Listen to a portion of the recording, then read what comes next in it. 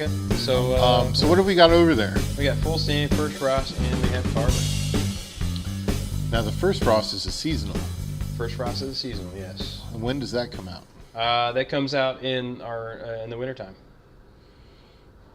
Okay. It is brewed with persimmons, and the idea behind the name First Frost is that persimmons are basically ripe at first frost. It requires a freeze to ripen them. To ripen them, yeah. Let's go with the Carver. Okay, sure, absolutely. That is an odd one, considering we use a lot. To of sweet me, potatoes in that. it's a really interesting beer based on the ingredients that you guys use. Sure, but it's very simple, isn't it? Well, it depends on how efficient your false bottom is. That is true, but it's a simple tasting beer, I guess, because we don't use any pie spices in this beer. It is brewed with a good chunk of sweet potatoes. This is one of your flagship beers, right? This is one of our standards, yeah, absolutely. We keep this around all year, and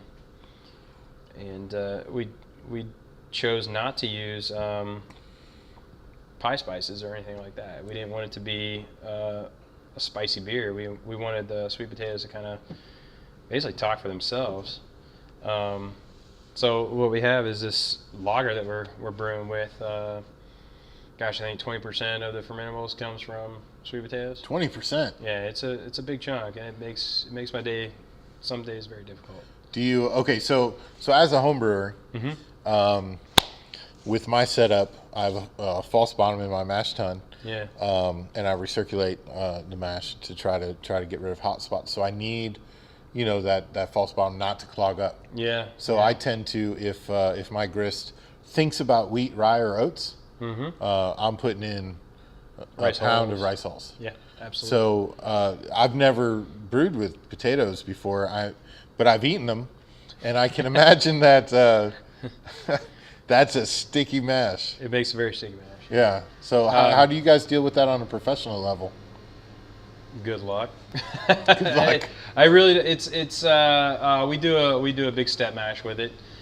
So we start at 113 and we move up to 130 and 140, excuse me. So that helps liquefy it. Yeah, it helps with liquefy it. It helps break down some of the glucans, and we're trying to break it down as much as possible, and keep it liquid as much as possible.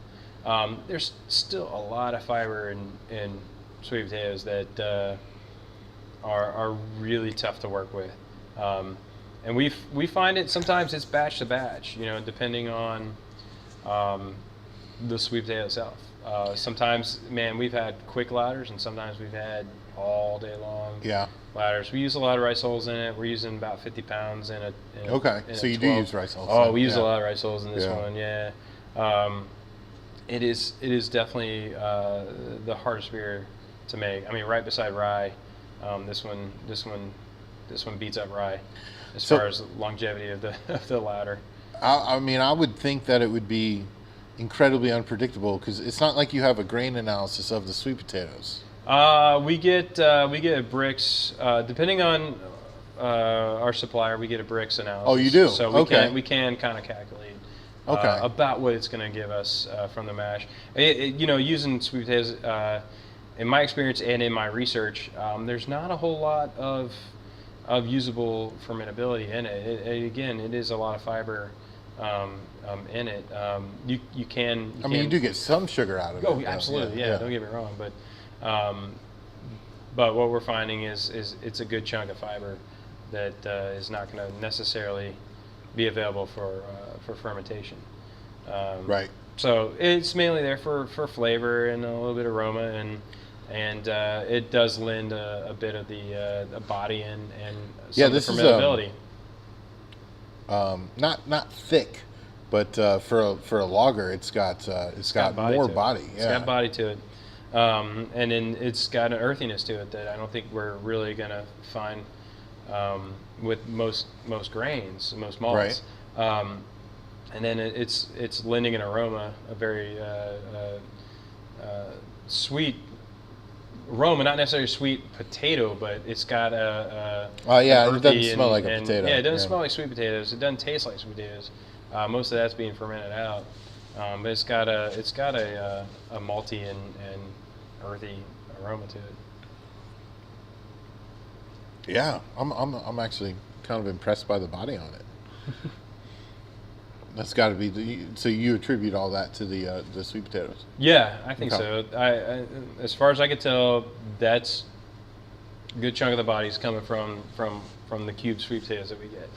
Now, see what you need to do is sour this. Sour that again. Okay, we're back to that. Yeah, next time my boiler breaks down, I'll give you a call. Okay, Yeah. cool. You can come watch it happen. I'd love that beer. That's cool.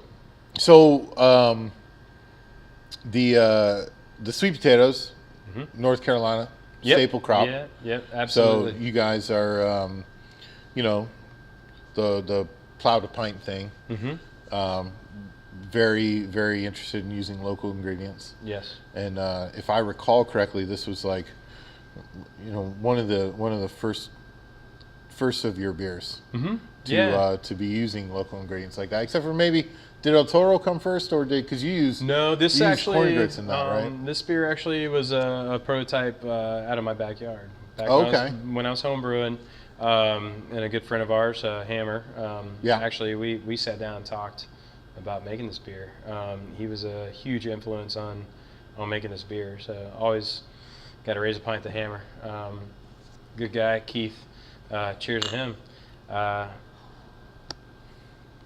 Keith is a very knowledgeable person when it comes about beer. Yes, he's quite amazing. So he absolutely was there when I was like, man, Keith, this is what we're trying to work on, and man, I'm having a tough time with it. And we started talking about mashes and talking about what to expect out of sweet potato. Should we be, caramelizing in an oven firsthand, and so I tried all sorts of different variations on it. We on the big system, we ended up with this where we gelatinize the potatoes first, and then we cool it back down. So when you gelatin, you do that by boiling? We do boil. Okay. It's a quick 10-minute boil, and then we bring it back down to 113 and start doing step mashes from there. Okay.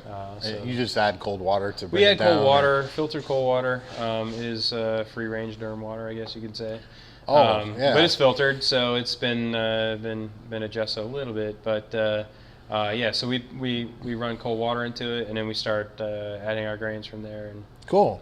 we ramp it up. We got internal calandria and a jacketed mash tun, so we're able to ramp up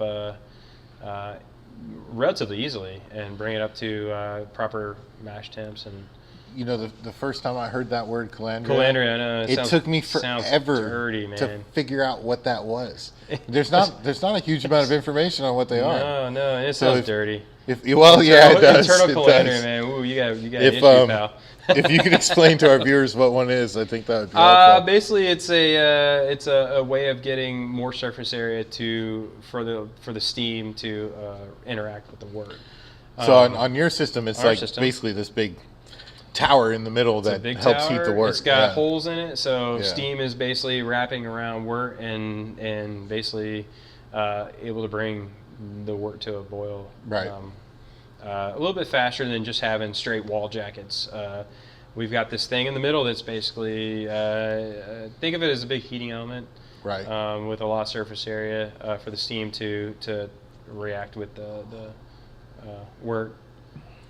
So. Well, cool. Thank you for that. Chris, I appreciate you taking thanks for coming by, some man. time Appreciate to it. come out and talk to us. Thank you for sharing all this Yeah. wonderful beer. Absolutely. And, if anybody doesn't know where Fullsteam is by this time, you should figure it out. They have excellent beer. Excellent brewer. Yeah, I'll tell him next time I see him. Okay. Great.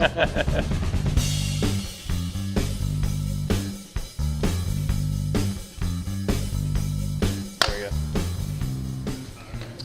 go. Well, Chris, I'm sorry, were you talking? I have that habit. Outtakes.